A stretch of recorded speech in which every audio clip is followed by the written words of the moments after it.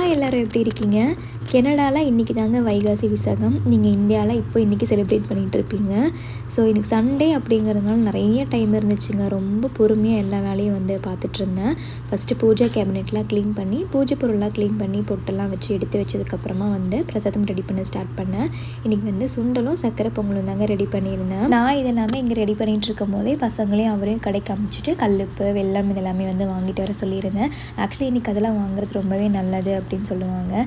So வீட்டில் முருகரோட விக்கிரகம் இருந்துச்சு அப்படின்னா நம்ம பாலாபிஷேகம்லாம் பண்ணுறது ரொம்பவே நல்லது. இல்லை ஃபோட்டோ தான் வச்சுருக்கோம் அப்படின்னா நம்ம வெறும் பால் மட்டும் படித்து கூட பூஜை பண்ணிக்கலாம்.